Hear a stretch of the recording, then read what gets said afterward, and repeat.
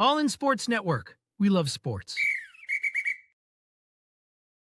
Get this, the Colts went into the bye with the owners of the top rushing yards, the top passing yards, and receiving yards for a tight end. How crazy is that? That is wild. Still own the rushing yards. Passing yards still not there. The passing yards no longer top. I believe he's top 5 though. Still. I don't know about Warren. I don't think he is, but I wouldn't be surprised if he is. And no longer the top of the AFC, but the two teams ahead of him haven't had their bye yet. They're down by a half a game. We'll get more into that. They also are the only team to score at least 20 points in every single game this season. Get that? Let me repeat that. They are the only team, the Colts, to score at least 20 points in every single game this season. That's 10 of them that they've played. Yep. They have at least 200 points by that margin. They actually have more than that. It's close to 270. I believe it's a certain number, but I'm not going to say it for all you weird people who do that meme. Fact check. Oh, it's what? Okay. What? It is it one or the other there? What? The Colts.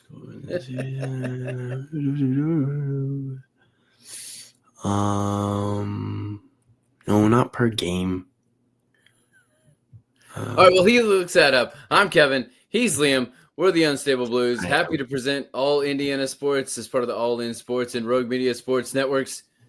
Here we go. Yes, welcome back in. We will use the break in the schedule to take a look at the gauntlet ahead and give you our prediction on the final record of the season. Let's go all in. Yes, you can follow us on TikTok and Instagram at All Indiana Sports and on Twitter at All Indiana Indie Sports. And don't forget to like and subscribe on YouTube or wherever you get your podcasts. Yes. The Colts won the season opener for the first time since 2013. They are off to the best start since 2009 whenever they have Peyton Manning.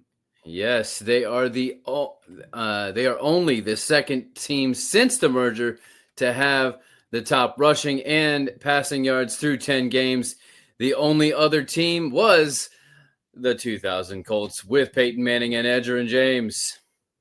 Yes, to say that Daniel Jones is doing Peyton Manning things is not a hyperbole, but the toughest part of the season is ahead. So let's take a look at it. But first, let's take a look back at our preseason predictions.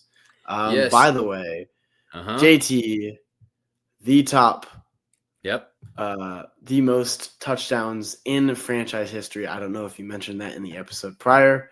We did. But passing up Edgerrin James, great. JT's probably a future Hall of Famer, I would imagine. He is one of now 4 running backs to rush for over 7,000 yards before they turn 27, and the others are all Hall of Famers. And he is on pace to break LaDainian Tomlinson's single season games with 3 touchdowns or more. Okay. I didn't know if it was like touchdowns in the year. I don't think he's on pace for that. I don't think so. Well, that was like 30, right? Something like that. Something crazy like that. Yeah, he had 6 games with 3 or more, and I think JT definitely can do that. He has what 7 games left. He can definitely do that. Yeah. You looked it up. 321 points. Only team over 300 points. All right. Average of 32.1 a game. And I'm sure their margin of victory is quite astounding as well. Yes, well, okay, so to start off the season, before we ever started the season, we played a little game with the whole schedule, and we played it half full and half empty. I took the skeptic role, and Liam, you played the part of the optimist. I did indeed. Let us what records? I had them at 11-6 total in the season. And I had them at 5-12. You had them at this point in the season at 7-3. losing to the Falcons, which they won, and losing to the Chargers, but beating the Steelers. That's the only difference you had. So, well done. Thank you. I honestly wouldn't be mad at 11-6. One, because I get it right. And two, that's still technically a playoff berth. I don't think at that point No. the Jags or the team from Houston can catch up. Nope. Because then some of those wins would have to be against Jacksonville. Because they play each of those teams twice. Yeah, I don't think – no, it's mathematically not possible. If the Colts if all four of the losses left are against them, I guess it would be possible. It would be, yes. But if they split with Jacksonville, I think if they split with Jacksonville, they win the AFC South. I would think that's correct. Because I don't think Houston is far enough. Like, I don't think they're close enough to catch up. And let's face it, they barely beat Tennessee. Yeah. Barely. On the last second field goal. What the Colts did to Tennessee was absolutely demoralized them twice. So, but I wouldn't even go to say Colts. I would say JT. What JT did to them. Very, very fair. Now, the thing about your 7-3 at this point was you had them winning even more games in this last, what we called the gauntlet, which it really is. Yeah. Speaking of which, as you mentioned, they're a half game back currently of number 1 seed in the AFC, but because the Patriots and the Broncos have not quite had their bye.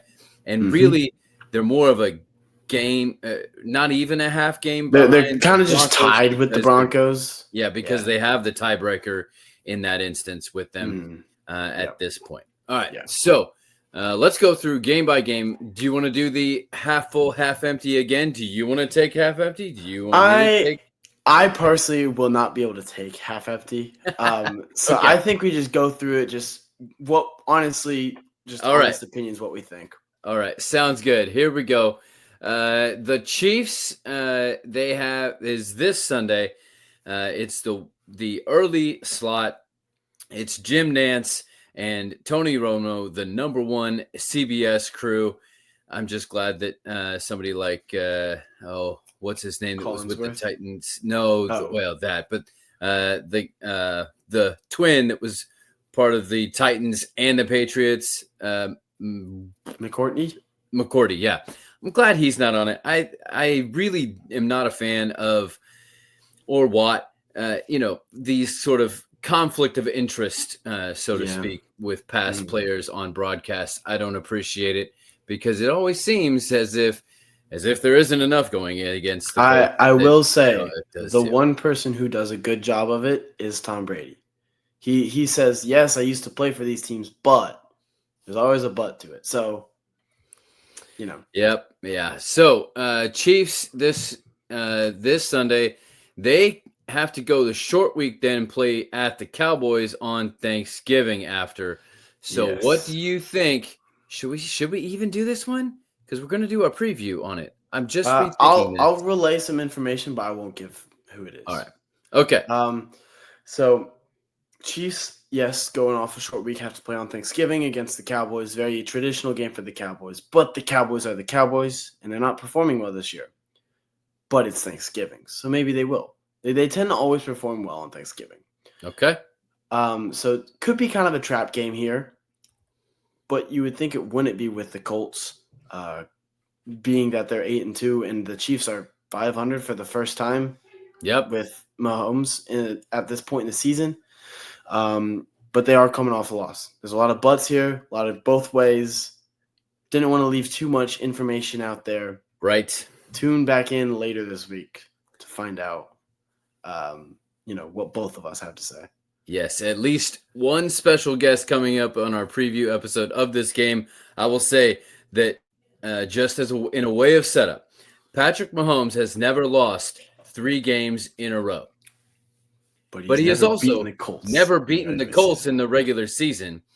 And Lou Anarumo has had a string of success against the against the Chiefs. Beat them to get to the Super Bowl. Right.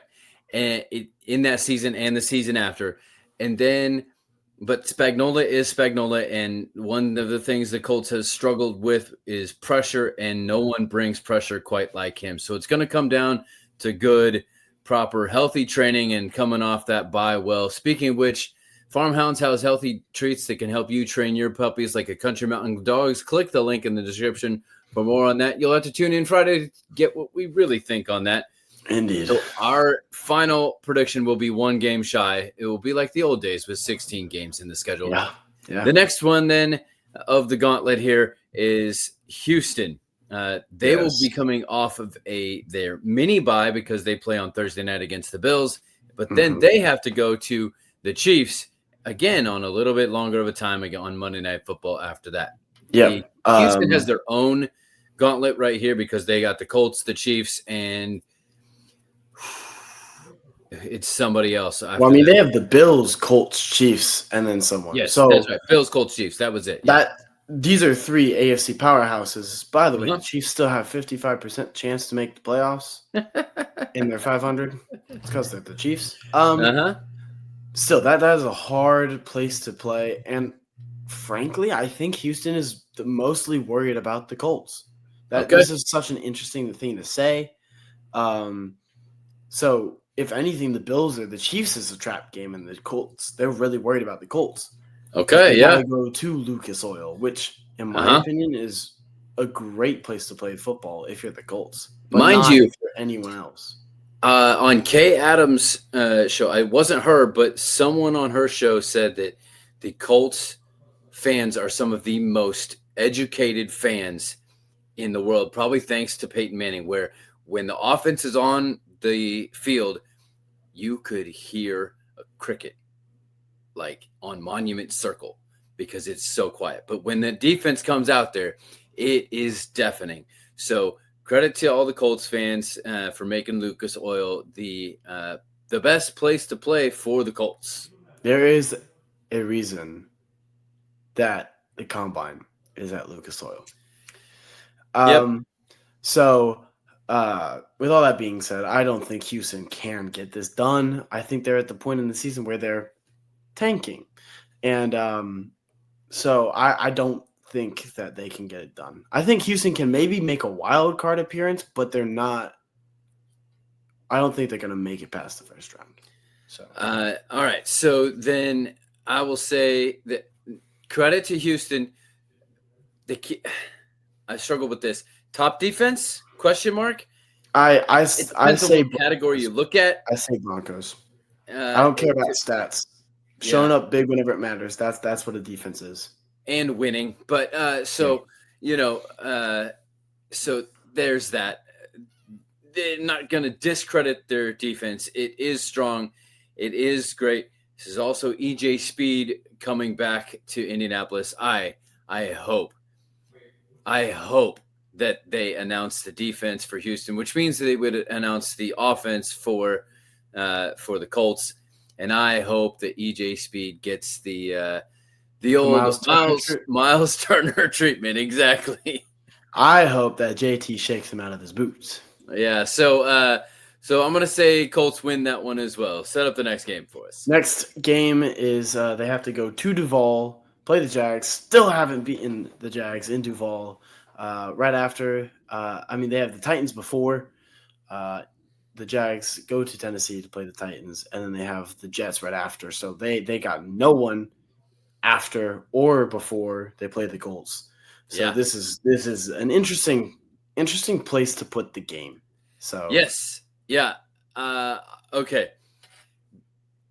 We went through the things that haven't happened that they've done this season that haven't happened in a while. This is another one. And I think this one as well comes off the board. They finally get a win in Jacksonville. Of all the times to do it, this is it. The Jaguars are hurting. Brian Thomas Jr. is hurting. They don't know what to do. Josh Hines-Allen finally became the number 1 sack leader in Jaguars history. Congratulations. That's the only scary part of the two guys coming off the edge for the Jaguars to me. But you know the great part? Trevor Lawrence isn't scary, but go ahead. You know the great part? Yeah. JT doesn't run it to the outside. That's true. Let them on by. So I've got the Colts winning this one. What do you think? I agree there. I don't think Trevor Lawrence can do enough against that defense. By that time, Ward is back. We have 2 number 1 corners. Kenny's in full motion. Our defense is finally hitting its stride whenever it matters most. Just need everybody to stay healthy through the rest of the playoffs. Ward has had a nice extended break. Yep. He honestly maybe didn't even need those 4 weeks, but the Colts probably knew that they were going after Sauce. So they were like, Ward, take your time. We need you full healthy. I like the Jags in this. Sorry, not the Jags. I like the Colts in this, beating the Jags, putting the Jags season to sleep. Speaking of sleep, Joi Baby sleep sacks and matching crib sets can help you put your little one to sleep. Click the link in the description for more. Yes, you mentioned IR. It would behoove us to also mention Buckner is on IR with a neck. And yes, this is his third week coming up. This will be the second week. Third. He didn't play with the Falcons in the bye week, so third week coming up. It's games, friend, not just weeks. Sorry, it's games. That's not fun. Which means he could be back for a push there at the end. He shared on his Instagram that he went to Panama to get some stem cell shots and some things like that to help with whatever's going on in his neck. So, and his Instagram said the comeback is going to be epic or something like that. So, I like it. Next game then is at the Seahawks. They have at the Titans, the Vikings, at the Falcons, and then they play the Rams on the short week on Thursday Night Football. After this, could they be in a trap position because they're too focused on trying to win back that one? Yeah. The Seahawks are good. Jackson Smith and Jigba's good. Yeah, but he got locked up this past week. Only 5 Sam catches. Darnold is not looking good anymore. Sam Darnold is throwing interceptions. Okay, yeah. See, this will be right now. This game is up in the air. I think this and the Chiefs game are going to be the hardest game of the season. Okay. Yep. I don't disagree with you. I think the Colts are going to get this win. And I think it's going to be because Sam Darnold can't do anything. I don't think Njigba's going to get locked up. I think Ward could lock him down 100%. He played against Njigba twice a year last year. Yeah. So he knows him. Yep. But I don't. Did he play against him because he was probably on Metcalf? He might have switched on to Njigba because Njigba was kind of the number one then too. Okay. Regardless, I think that the Colts get this done because Njigba is not enough to get it done. All right. I am going to put this in the loss column simply because I think it has to come somewhere, and I don't think you can run the table if you can sense where I'm maybe heading the rest of this time. But also, the only way I would, and like I said, this is just kind of because I think it has to happen. I think that there is quite a bit of possibility of this being a trap because they've got to go on that short week. The coaches at least are going to be already in some sort of mid-prep for the Rams game. So can that get lost in the shuffle? Yes. Is that a possibility? Absolutely. I think that can help the Colts win in this, but that's a tough place to play. We mentioned Lucas Oil. That place up in the Northwest is a different animal and a different beast. 100%. And lots of crowd noise. They don't call him the 12th man for nothing. So the loss has to come somewhere, I thought. And so that's where I put it. All right. Right. You got the next setup. Yes. Next game is against the Niners. It's in Lucas Oil Stadium. Monday Night Football. Colts are wearing Indiana Knights. The Niners have the Titans before them and then the Bears on Sunday Night Football after. So not terribly worried about it. But the Bears are something. So yep. All right. And they do have the shorter week, of course. So do the Colts coming off of Monday Night Football. And one last thing about the Indiana Knights. It was so close.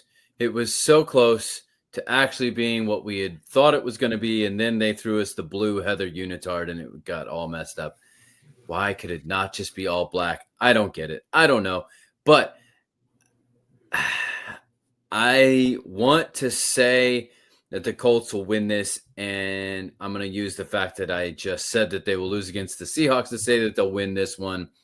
Although Purdy being back gives a lot more to the Niners than was earlier thought. Yeah. So, what do you think? I think they beat the Niners here.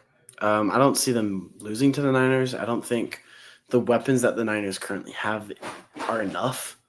And I don't see how that Niners defense keeps up with the Colts. The Niners have been more of an offensive-driven team this year, which is kind of surprising knowing their past defenses and such. And anytime it goes to a shootout, I automatically give it to the Colts because there's no way you're beating the Colts, who have weapons everywhere on the field. Yep. Anyone can go for 100+ at any given moment. I hear you. So before we get into the rest of the games, a reminder that we're brought to you by Underdog Fantasy Sports. Any one of these games, these people in these games, you want to put together in a flex package. If it's JT going over 3 touchdowns, if it's Warren scoring 1 and going for over 70, if you think Daniel Jones is going to keep up over 200 yards passing, you can put together any of these things. Even maybe you want to put Brock Purdy going for going off against the Colts as well. Whatever. So you could do that. Great way to win some or a lot. And take a look at this from Underdog Fantasy Sports. Football's back, and Underdog is the best place to make picks and win money all season long. Playing on Underdog is easy. Just pick whether your favorite players will go higher or lower on stats like touchdowns, receiving yards, interceptions, and more. Get your picks right, and you could win up to 5,000 times your cash. Download the app today. Sign up with promo code COLTS to score $100 in bonus funds or bonus entries when you play your first $5. That's promo code COLTS. Millions of fans have already won billions making picks on Underdog. Will you be next? Underdog, make picks. Win money. Must be 18 and up, 19 and up in Alabama, Nebraska, 19 and up, and in Colorado for some games, 21 and up in Arizona, Massachusetts, and Virginia, and must be present in a state where Underdog Fantasy operates. Terms apply. Offer not valid in Maryland, Michigan, Ohio, and Pennsylvania. Concerned with your play? Call 1-800-GAMBLER or visit www.ncpgambling.org. In New York, call the 24/7 Hope line at 1-877-8-HOPE-NY or text HOPE-NY. That's 467-369. All right, so that's that from there. So we got 2 more games, both divisional opponents. They first start off with the Jaguars at home, and the Jaguars will have just come off of probably a tough one against the Broncos, but I'm sure the Jaguars are not going to worry too much about the Titans the week after. What do you think in this game at Lucas Oil Stadium? I don't see how we don't sweep the Jags this year. It's in Lucas Oil. You win in Duval, you got to win in Lucas Oil. You got to protect your home field. This is the last home game of the year. You got to go out strong. And I'll tell you why this game will be important in the next game. Okay. All right. Ooh, little tease inside the tease. Okay. I am going to say I just kind of had looking at the overall, and I'm like, man, I have them. Okay, maybe maybe they need to lose one here, and so I'm going to give them a loss here. A little ironic twist on the finally getting a win in Duval. I'm going to say that they lose this one and open the door for the Jaguars to get into the wild card. How about that? Okay. Next game, last game of the season. It's in Houston. The Cardinals. They play the Cardinals and the Raiders before the Colts, and then they play the Chargers. Nope. They also played the Chargers before in Los Angeles. So they're going from Los Angeles back to home for their season closer. Yep. All right. So I want this to be a win, but I'm going to say that they don't need it. So it's going to be a loss because they don't need it. How about that? I was going the same place. It's a loss because the win against Jacksonville locked up the number 1 seed. The Colts win the AFC for the first time in I don't know how long. Probably that 2010 season that you were talking about earlier. They won it in 15.